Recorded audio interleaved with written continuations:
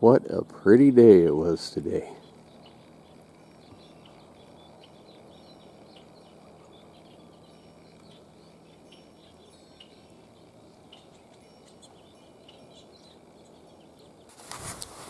Good morning, folks. So today,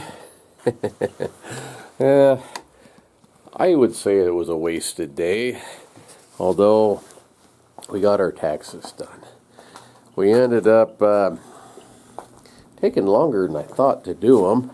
The people we did it, what they do is they do it twice, basically. Let me turn that fan on. They do them twice, basically. The one lady went through everything, and she did the, she did the taxes, and then another guy double checks them, and he does them basically a second time, goes through everything over again to make sure that there's no mistakes and that it was done right, and so it takes a little while, and I gotta sneeze. We get a refund from the federal government of a whopping $12. Woohoo! Idaho, we get 310 back, so at least we didn't have to pay that. It's hard to cough up money that you don't have, and I'd much rather get a little back, or as much as possible back, actually, but it worked out okay.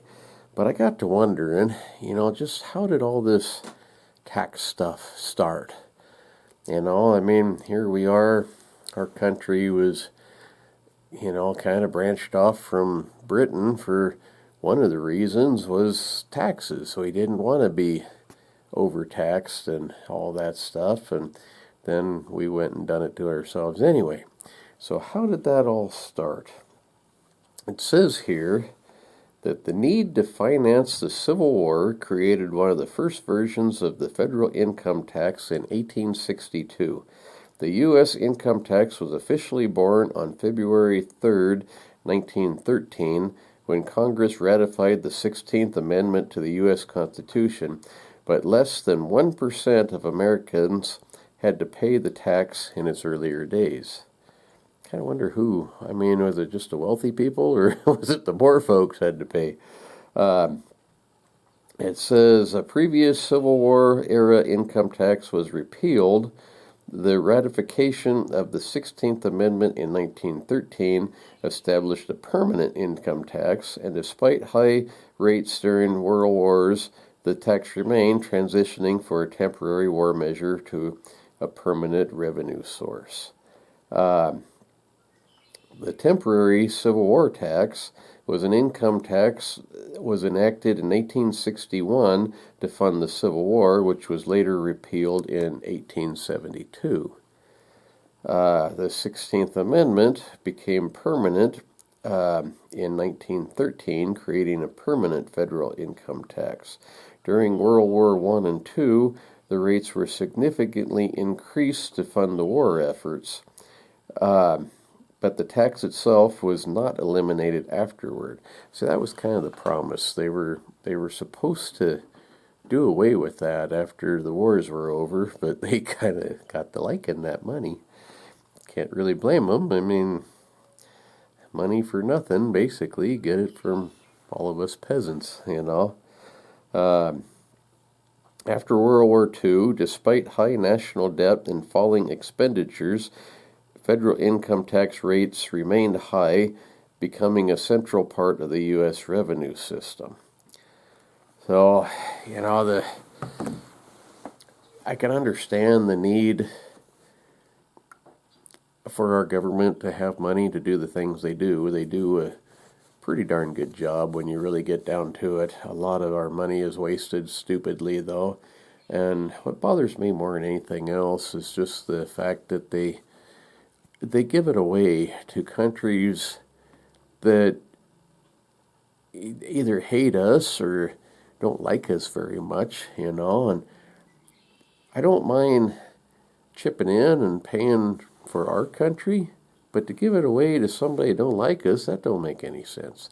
And my battery is flashing again. Don't know if I got another one out here.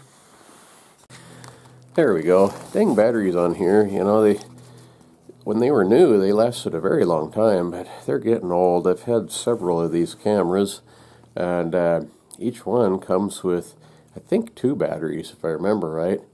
And so I've got like 6 batteries, but some of them, they're getting pretty darned old. And then we bought a couple more off eBay or Amazon or someplace, and they're a little different style. They're a little bigger, but they don't last any longer.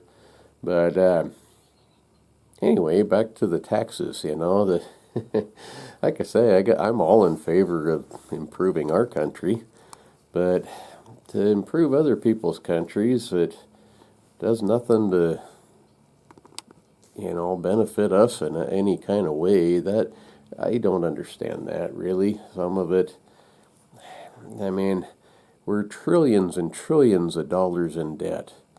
Why are we giving away money? If anything, pay off whoever it is we owe money to.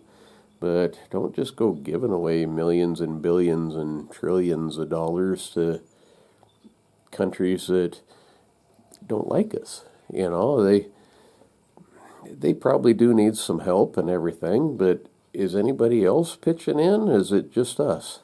I don't really know. Doesn't really matter, I'm not in charge. But it is our money. It's my money, it's your money, it's all of our money, and they're wasting it, and that part does bother me. But anyway, the taxes are over for this year. We got them done, and I'm very grateful of that, because that's something that kind of eats at me until I get it done. Did you see what Oregon is trying to do? It's crazy, really. They're calling it a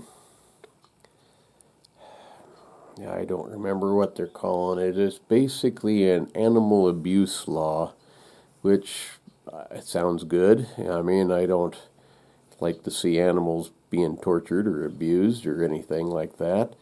But they have got it to the point where you wouldn't be able to butcher a chicken.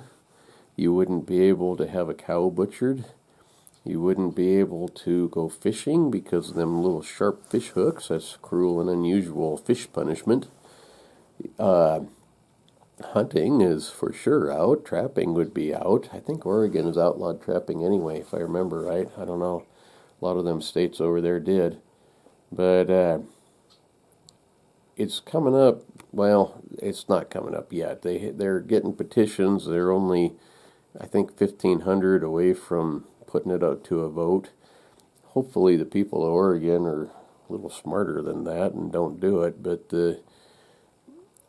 that's crazy. I mean, where do they think our food comes from? You know, there's, I don't know about Oregon, but I'm sure there has to be. In Washington State, I worked for a big slaughterhouse up there. We did 175 cows each and every day, and mostly 7 days a week. But there was also, up a little bit further north from where we were, there was a big chicken butchering place, and they did something like 10,000 chickens a day, which is incredible. You know, that's a lot of chickens, a lot of beef, a lot of cows. But when you're feeding millions of people, you know, that you need that. And what does Oregon, you know, where do they think they're going to get their food from? You can't eat all vegetables, and I guess that's maybe what they're trying to make it into. But if it comes from somewhere outside of Oregon, it's going to cost them more. You know, you have to ship it in and everything, and people are meant to eat meat and vegetables and fish, and, you know, we're meant to eat pretty much all of it. And there's, I wouldn't give up my prime rib or something once in a while, or a hamburger, or, you know, chicken barbecues or stuff like that. But I don't know. It's It's hard to imagine something like that could ever get as far along as it has, and let alone pass. It's going to be interesting to see what happens. I guarantee you, if it passes there, Crazyfornia and Washington, they're all going to do the same thing. It's nuts. But I was telling my uncle, and if you're from California, don't get offended, because there are some good people there. There's a lot of nuts too, though. But California runs clear up to the Canadian border anymore. That whole west coast is completely crazy. But anyway, now that I've got a bunch of people upset and offended, have a great day. And if you live in Oregon, vote against this. This is craziness. Bye.